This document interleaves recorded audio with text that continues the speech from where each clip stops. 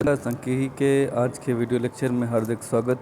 आज हम पढ़ने वाले हैं सामूहिक समांतर माध्य कंबाइंड अरिथमेटिक मीन। जब दो या उससे अधिक समूहों का समांतर माध्य ज्ञात करना हो जबकि उन समूहों की पद संख्या और उनके समांतर माध्य अलग अलग दिए गए हों, तो निम्न सूत्र का प्रयोग करके समांतर माध्य ज्ञात कर सकते हैं। सबसे ऊपर आप बॉक्स में देख सकते हैं सूत्र लिखा हुआ है। दो समूहों का समांतर माध्य अर्थात combined mean is equal to NA N2 A2। यहाँ A1 जो है वो पहले समूह या श्रेणी कह सकते हैं, उसका समांतर माध्य है। N1 पहले समूह या श्रेणी की पद संख्या है। A2 दूसरे समूह का समांतर माध्य है। A से यहाँ पर जैसे होता ना A अरिथमेटिक मीन, तो इसी को इन्होंने अरिथमेटिक मीन का A ले लिया, कोई दिक्कत नहीं है। तो इसको A2 लिखते हैं दूसरे समूह का समांतर माध्य और N2 दूसरे समूह की पद संख्या। तो इसी प्रकार से दो से अधिक समूहों का समांतर माध्य अगर आपको ज्ञात करना हो तो वहाँ पर N1 plus A1 plus N2 plus A2 plus N3 plus A3 और ये NN AN तक हो सकता है। N कहाँ तक हो सकता है? NN इंटू AN तक, ठीक है। और ऐसे ही प्लस NN तक हो सकता है। तो खैर उदाहरण 16 से हम थोड़ा सा प्रैक्टिकली इसे जानते हैं। अभी NN लेवल तक के क्वेश्चंस आपके लेवल पे नहीं हैं। 13 संख्याओं का समांतर माध्य है 10 और 42 दूसरी संख्याओं का समांतर माध्य है 16। आपको सभी संख्याओं का यानी कि 13 और 42 संख्याओं का आपको समांतर माध्य निकालना है। तो समांतर माध्य का फार्मूला वही N1 A1 plus N2 A2 upon N1 plus N2। तो इसमें आप लिख लीजिए ज़रा कि इसमें N1 क्या है। N1 जो है वो है 13, A1 जो है वो है 10, N2 जो है वो है 42 और A2 जो है वो है 16, ठीक है। अब आप समांतर माध्य निकालिए तो क्या होगा। देखिए N1 कितना था 13, आपने 13 लिख लिया। A1 कितना था 10 था, वो लिख लिया। N2 था 42 और A2 था 16 और N1 प्लस N2 13 प्लस 42 लिख लिया। इस तरह से जब आपने इनको जोड़ा तो 130 प्लस 672 आया। इसको 55 से डिवाइड किया, 802/55 यानी कि 14.58 लगभग। तो कोई बहुत रॉकेट साइंस नहीं है, बहुत कोई कठिन काम नहीं है। सीधे सीधे एक फार्मूला आपको याद करना है। फार्मूला एक बार रिपीट कीजिए, N1 plus A1 plus N2 plus A2 upon N1 plus N2। इसी में अगर तीसरी भी मतलब तीसरा भी कोई समूह हो और उसकी भी संख्या और उसका समांतर माध्य दिया गया हो तो इसी में आगे plus N3 A3 upon N1 plus N2 plus N3 लिख करके इसे किया जा सकता है। आपके सिलेबस में केवल दो श्रेणियाँ और उनके कंबाइंड अरिथमेटिक मीन निकालने के लिए कहा जाएगा। यहाँ देखिए इन्होंने उदाहरण नंबर 17 में कहा है कि 6 4 7 P और 10 का माध्य 8 है। ये मिसिंग फ्रीक्वेंसी का केस है। 6 4 7 P 10 का माध्य 8 है। अभी आप देखिए अगर P की वैल्यू दी गई होती तो माध्य निकालना होता था, यानी इंडिविजुअल सीरीज़ ये है। और अगर इसमें 6 4 7 कोई और संख्या होती और 10 होता तो उसका माध्य निकालने के लिए कहा जाता। तो आप फार्मूला क्या लगाते? माध्य बराबर पदों का योग बराबर पदों की संख्या। अब इसमें बाई चांस जो अवेलेबल है वो क्या है, वो माध्य दिया गया है। यहाँ पर हम माध्य को x बार से रिप्रेजेंट करते हैं। ये शायद a से कर रहे हैं लेकिन x बार माध्य का सही होता है साइन। तो ये कितना है 8 है और p आपको पता करना है। तो फार्मूला क्या होता है, x bar is equal to पदों का योग बटे पदों की संख्या। आप इसी में रखिए तो आपको x बार पता है क्या है 8 है। पदों का योग के लिए सारे पद जोड़ लीजिए और पदों की संख्या है 5, उसे डिवाइड कीजिए।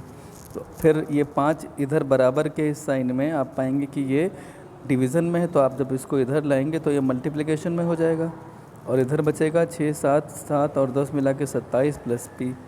8 पंचे 40 हुआ, 27 आप बराबर के साइन के इस तरफ ले जाएंगे तो ये 40 माइनस 27 हो जाएगा और P बराबर आ जाएगा 13। तो ये इंडिविजुअल सीरीज़ में आपने किया। नीचे के कुछ और एग्जाम्पल नंबर 18 से देखिए। 5 संख्याओं का माध्य है 18। यदि एक संख्या उनमें से हटा ली जाए तो उनका माध्य हो जाता है 16। तो आपको हटाई गई संख्या बतानी है। अब ऐसे सवाल देखिए एग्ज़ाम में आए हैं, इसीलिए उदाहरण में आपको दिए गए हैं, आपको थोड़ा सा समझना है। 5 संख्याओं का माध्य है 18, तो मुझे बताइए 5 संख्याओं का योग कितना होगा। 5 संख्याओं का योग किस फार्मूले से निकाला गया है। किसी भी संख्या का माध्य जो होता है वो कैसे निकाला जाता है। अभी आपने पढ़ा था माध्य का फार्मूला क्या होता है, सिग्मा x अपॉन n। इसमें क्या क्या दिया गया है, माध्य दिया गया है, संख्याएं दी गई हैं। तो क्या अगर ये दो चीज़ें अवेलेबल हैं तो क्या सिग्मा x नहीं निकाला जा सकता, निकाला जा सकता है। तो हमने सिग्मा x 5 संख्याओं का योग कैसे निकाला। अगला आप ऐसे भी तो लिख सकते हैं, पदों का योग बराबर माध्य गुणे पदों की संख्या। तो हमने यही किया है, 5 संख्याओं का योग बराबर 5 संख्याओं का माध्य गुणे 5 संख्याएं। 5 संख्याएं n कितना है 5। तो अगर संख्याओं का योग निकालना हो, 5 संख्याएं जिनका माध्य 18 है, अगर उनका योग निकालना हो तो क्या फार्मूला होगा, माध्य गुणे पदों की संख्या उस सीरीज़ में। तो ये आ गया 18 पंचे 90। अब एक संख्या हटाने पर संख्याएं कितनी रह जाएंगी, 4, है ना, ओके। और माध्य हो जाएगा 16। तो 4 संख्याओं का योग कितना है, 64। अब देखो ज़रा, 4 संख्याओं का योग जो आ रहा है वो आ रहा है 64, 5 संख्याओं का योग आ रहा है 90। तो जो संख्या हटी है वो कितनी होगी, वो संख्या होगी 90 में से 64 घटा के 26। यानी कि जो संख्या 5 संख्याएं जो हैं उनमें से कोई एक संख्या 26 थी जिसको हटाया गया, तब 4 संख्याएं बची और उनका योग 64 बचा। 5 संख्याओं का योग 90 था, तो जो संख्या हटी होगी वो कितनी होगी, 26 ही तो होगी। तो ये दरअसल रीजनिंग है, ये मैथमेटिक्स कम है, ये रीजनिंग ज़्यादा है, ठीक है। अगर आपको रीजनिंग अच्छी लगती है तो ये सवाल आपको बहुत अच्छे लगेंगे। एक और 19वां सवाल है, इसमें मिसिंग फ्रीक्वेंसी का केस है। निम्नलिखित समंकों का यदि माध्य 18 हो, समंकों का माध्य 18 है तो p का मान ज्ञात करना है। p क्या चीज़ है, ये पद दिए गए हैं 15, 17, 19 और 20 प्लस 5 और 23। बारंबारता जो है वो 8 है, 2 है, 3 है, 4 है, और बारंबारता कितनी है 5p, है ना कमाल, और 6। अब बारंबारता भी p में है और जो पद दिया गया है वो भी p में व्यक्त किया गया है। कोई नहीं, आप सामान्य फार्मूला लगाइए जो आप काम करते हैं। माध्य निकालने के लिए क्या करते हैं, पद लिखते हैं, फिर दूसरे कॉलम में बारंबारताएं लिखते हैं और फिर उनका fx यानी कि गुणनफल करते हैं। तो करेंगे वैसे ही, पद लिख लिए नीचे तक, 13, 15, 17, 19, 20 प्लस p भी लिख लिया और 23 लिखा। बारंबारताएं भी सारी लिख ली, 5p भी लिखा। अब मल्टीप्लाई कर रहे हैं तो यह आएगा 13 8 104, 15 दूनी 30, 17 3 51, 19 चौके 76। और जब हम 5p को 20 प्लस p से करेंगे मल्टीप्लाई तो 5p इंटू 20 करने पे आएगा कितना, ऐसे ही लिख लिया 5p इंटू 20 प्लस p, कोई दिक्कत नहीं है, ऐसे ही लिख लीजिए। और उसके बाद में 23 छक्का 138 कर लिया, ठीक है। अब यहाँ पर हो गया। अब हम जो पद ऐसे हैं जो सजाती हैं, जैसे न्यूमेरिकल्स जो हैं उन्हें जोड़ लेंगे। तो जोड़ा 399 आया, बाकी ये 5p ब्रैकेट 20 प्लस p ऐसे ही लिख लिया, ये सिग्मा fx हो गया, राइट। अब हम समांतर माध्य का फार्मूला लगाएंगे। समांतर माध्य चाहें तो लिखें, चाहें तो हम x बार लगा के कर लें, इसे कोई दिक्कत नहीं है। ये दिया गया है 18, वो हमने इधर लिख लिया। सिग्मा fx आया 399 प्लस यही वाला उतार देंगे, पूरा उतार दिया है। और n कितना आया, n आया इसमें 23 प्लस 5p। ये कैसे आएगा, ये जो बाकी न्यूमेरिकल्स हैं ये इनको जोड़ लीजिए, और p वाला तो इसमें जुड़ नहीं पाएगा, तो ये प्लस 5p करके लिख दिया जाता है। इतना बच्चों को पता होगा, अलजेब्रा में आप लोग पढ़ते होंगे, ठीक है, कि p वाले पद p से ही जुड़ेंगे, p स्क्वायर वाले p स्क्वायर से जुड़ेंगे, और सिंपल जो वेरिएबल्स होते हैं वो जो संख्याएं होती हैं वो संख्याओं से ही जुड़ पाती हैं। तो आपने अभी इतना कर लिया। अब ये जो 23 प्लस 5p है ये है इधर डिवीज़न में, आप इसको RHS से LHS में अगर लाएंगे तो ये मल्टीप्लिकेशन में हो जाएगा। तो देखिए सेकेंड स्टेप में 18 इंटू 23 प्लस 5p हो गया है। इधर जितना था उसको थोड़ा सा इजी किया, 399 तो एज इट इज़ लिखा, 5p इंटू 20 किया तो 100p आ गया, और 5p इंटू p किया तो 5p स्क्वायर हो गया, राइट। देन थर्ड स्टेप, इसमें हमने 18 गुणे 23 किया तो 414 आया, 18 पंचे 90 p हो गया, कोई दिक्कत। यहाँ 399 और 100p और प्लस 5p स्क्वायर ये था ही, इसको एज इट इज़ उतारा है। अब हम इसमें ट्रांसफ़र करेंगे। देखिए क्या क्या ट्रांसफ़र कर सकते हैं। अगर मान लें कि ये 5p RHS में ही रहा, लेकिन हमने इसे LHS में लिख लिया है, ये 5p यहीं रहा, 100p इधर था ही प्लस में वो था, और ये 90p अगर ट्रांसफार्म होकर के इस पद में यानी कि राइट साइड में आए तो ये माइनस में हो जाएगा, तो माइनस में हुआ है।